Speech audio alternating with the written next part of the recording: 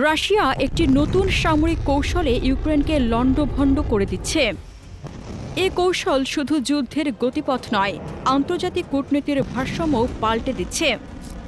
ইউক্রেনের বিরুদ্ধে রুশ বাহিনী এখন এমন এক অস্ত্র ব্যবহার করছে যা একসময় বিশ্ব শক্তিগুলোর মধ্যে পারমাণবিক চুক্তি ভেঙে দিয়েছিল।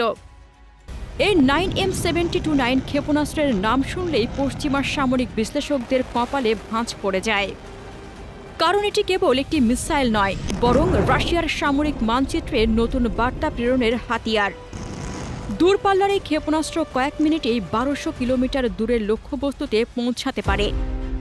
রাডার ফাঁকি দিতে সক্ষম, ভূখণ্ডের নিচু উচ্চতায় উড়ে যায়, আর আঘাতের মুহূর্তে তার ধ্বংস ক্ষমতা ভয়াবহ।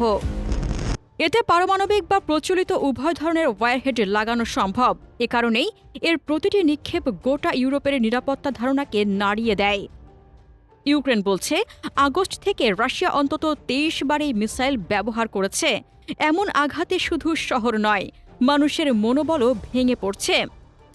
কিন্তু এর সঙ্গে আরও বেড়েছে রাজনৈতিক উত্তেজনা, কারণ প্রতিটি নিক্ষেপ এখন এক একটি কূটনৈতিক সংকেত। রাশিয়ার এই পদক্ষেপের কৌশলগত তাৎপর্য বিশাল। এই মিসাইলের ব্যবহার শুধু যুদ্ধক্ষেত্রে নয়, কূটনৈতিক টেবিলেও এক ধরনের চাপ সৃষ্টি করছে। ক্রেমলিন স্পষ্ট করে দিচ্ছে, তারা আলোচনায় বসবে নিজের শর্তে, নিজেদের শক্তি প্রদর্শনের পরেই। পশ্চিমাদের কাছে এটি আলোচনার দরজা বন্ধ করে দেওয়ার সমান। কারণ আইএনএফ চুক্তি ভেঙে যাওয়ার পর এই ধরনের মিসাইল ব্যবহারের ঘটনা শুধু আইন লঙ্ঘন নয়, সরাসরি সামরিক সতর্কতা। রাশিয়া যেন বলতে চাইছে, যে আলোচনার টেবিল শক্তির ভারে নড়ে, সেখানে নেতৃত্ব দেবে ক্রেমলিন, ওয়াশিংটন নয়। রাশিয়ার প্রেসিডেন্ট পুতিন বুঝে গেছে, যুদ্ধক্ষেত্রের প্রতিটি আঘাত এখন কূটনীতির ভাষায় পরিণত হয়েছে। তাই তিনি সামরিক শক্তি প্রদর্শনের মাধ্যমে পশ্চিমা জোটকে বার্তা দিচ্ছেন, তোমরা যদি অস্ত্র পাঠাও, আমিও সীমা মেনে চলব না। ইউক্রেনের শহরগুলোর আকাশে এখন প্রতিদিন নতুন সাইরেন বাজে, নতুন আতঙ্ক ছড়ায়। এক একটি বিস্ফোরণ শুধু একটি ভবন ধ্বংস করে না, তা এক একটি কূটনৈতিক সিগন্যাল পাঠায়, এক একটি কৌশলগত সতর্কতা ঘোষণা করে। ইউক্রেনের প্রতিরক্ষা এখন ক্রমেই প্রতিক্রিয়াশীল হয়ে পড়ছে। তারা আক্রমণের দিক নির্ধারণের আগেই নতুন হামলার মুখে পড়ে যাচ্ছে। এই মুহূর্তে রাশিয়া তার স্ট্র্যাটেজিক সাইলেন্স ভেঙে দিয়েছে। তারা আর শুধু প্রতিরক্ষা করছে না, বরং প্রতিরোধের ক্ষমতাকে আগ্রাসনে রূপান্তরিত করছে। সামরিক বিশ্লেষকরা বলছেন, 9M72-9 মিসাইলের ব্যবহার রাশিয়ার হাতে একটি নতুন আক্রমণাত্মক অপশন খুলে দিয়েছে। কারণ ভূমি নিক্ষেপযোগ্য এই সিস্টেম লুকানো সহজ, সরানো সহজ, আর আঘাতের সময় শনাক্ত করা কঠিন। এই এক কারণে ইউক্রেনের আকাশ প্রতিরক্ষা এখনও চরম চাপে। পশ্চিমা দেশগুলো রাডার ও প্রতিরক্ষা জোরদার করার চেষ্টা করছে, কিন্তু এই মিসাইলের নিচু উচ্চতায় উড়ে যাওয়ার কৌশল তাদের প্রস্তুতিকে প্রায় অকার্যকর করে তুলছে। কিন্তু প্রশ্ন একটাই, রাশিয়ায় মিসাইল কেন এখন ব্যবহার করছে?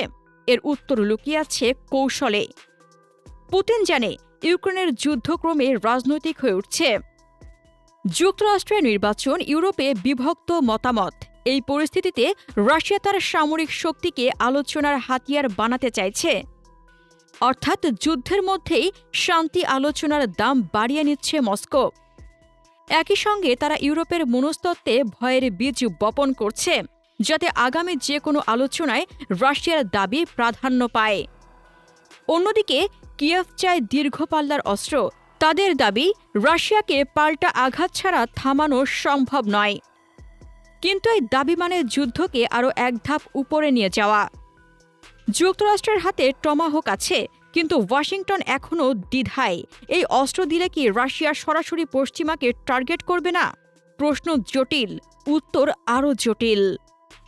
যুক্তরাষ্ট্র ও ন্যাটো এখন বুঝতে পারছে, রাশিয়ার প্রতিটি পদক্ষেপই তাদের প্রতিক্রিয়া যাচাই করার উপায়। একে বলে ডিপ্লোম্যাটিক প্রভোকেশন, যেখানে যুদ্ধের প্রতিটি পদক্ষেপ আসলে কূটনৈতিক পরীক্ষা। এই যুদ্ধ এখন এমন এক মোড়ে এসে দাঁড়িয়েছে, যেখানে প্রতিটি দিনই নতুন বার্তা দেয়। রাশিয়ার এই পদক্ষেপ ইউরোপের নিরাপত্তা কাঠামোকে নড়বড়ে করছে।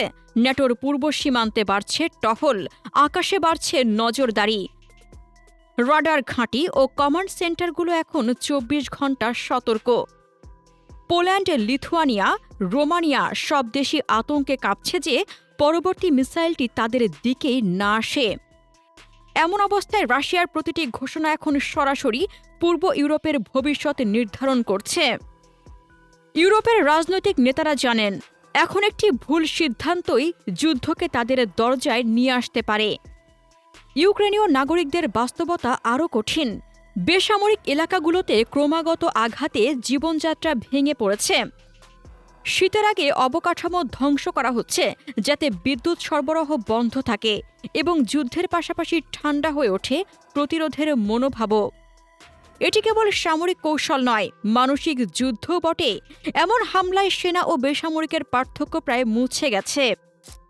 সাধারণ মানুষরা সাইরেন শুনেই দৌড় দেয় বেসমেন্টে। হাসপাতালগুলো বিদ্যুৎ ছাড়া অন্ধকারে কাজ চালাচ্ছে।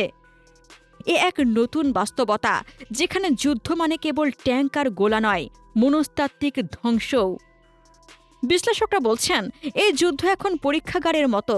রাশিয়া এখানে তার নতুন অস্ত্র, নতুন সেনা কৌশল, নতুন মনস্তাত্ত্বিক যুদ্ধ পদ্ধতি পরীক্ষা করছে। প্রতিটি আঘাত, প্রতিটি হামলা, প্রতিটি প্রতিরোধ সবকিছুই ভবিষ্যতের বৃহত্তর সংঘাতের জন্য রিহার্সাল। রাশিয়া বোঝাচ্ছে তারা শুধু ইউক্রেন নয়, পুরো পশ্চিমাকেও চ্যালেঞ্জ করছে। এমনকি এই মিসাইল ব্যবহারের পেছনে তাদের উদ্দেশ্য শুধু সামরিক নয়, এটি ডিটারেন্স থিয়েটার, যেখানে ভয় হচ্ছে প্রধান অস্ত্র। কিন্তু ভয় দেখানোর এই খেলা অনিশ্চয়তার পথে ঠেলে দিচ্ছে গোটা ইউরোপকে। একদিকে যুদ্ধ, অন্যদিকে পারমাণবিক ছায়া, দুয়ের মাঝে কোনো স্থিতিশীলতা নেই। এই অনিশ্চয়তার মাঝে কেউ জানে না পরবর্তী হামলা কোথায় হবে, কোন অস্ত্র ব্যবহার হবে, কিংবা কবে শান্তি আলোচনার দরজা আবার খুলবে। যুদ্ধ এখন সময়ের বিরুদ্ধে এক প্রতিযোগিতা। কে বেশি সহ্য করতে পারবে, কে বেশি অপেক্ষা করতে পারবে, আর কে শেষ পর্যন্ত মাথা উঁচু করে থাকতে পারবে। প্রতিটি পক্ষই ক্লান্ত, কিন্তু কেউই পিছিয়ে আসছে না। এখন প্রশ্ন শুধু ইউক্রেনের নয়, গোটা বিশ্বের। পারমাণবিক ছায়ায় দাঁড়িয়ে কূটনীতি কতটা কার্যকর? অস্ত্রই কি একমাত্র ভাষা, নাকি শান্তি প্রকৃত বিজয়? ইতিহাস বারবার বলেছে, যখন যুদ্ধ দীর্ঘ হয় তখন বিজয়ী কেউ থাকে না, থাকে শুধু ধ্বংস, অনিশ্চয়তা আর ক্ষত। রাশিয়ার এই নতুন সামরিক কৌশল সেই পুরনো সতর্ক বার্তাটাই আবার মনে করিয়ে দিল। শক্তির খেলায় শেষ পর্যন্ত হার হয় মানবতারই। কিন্তু এইবার দাগটা আরও গভীর, কারণ এই যুদ্ধ শুধু ইউক্রেনের নয়, এটি সমগ্র ইউরোপের হৃদয়ে জ্বলা এক নতুন অগ্নিশিখা। প্রিয় দর্শক, রাশিয়ার এই নতুন সামরিক কৌশল কি শুধু ইউক্রেনকে ভয় দেখানোর জন্য, নাকি এটি গোটা ইউরোপকে এক অঘোষিত পারমাণবিক সংঘাতের দোরগোড়ায় ঠেলে দিচ্ছে? আপনার মতামত কমেন্টে জানান। রাশিয়া ইউক্রেন যুদ্ধ নিয়ে আরও জানতে আমাদের চ্যানেলটির ভিডিও ট্যাব থেকে ঘুরে আসুন। এই ভিডিওটি ভালো লাগলে লাইক বাটনে ক্লিক করুন। ভিডিওটি আপনার বন্ধুদের সাথে শেয়ার করে তাদেরকেও ভিডিওটি দেখার সুযোগ করে দিন। ধন্যবাদ।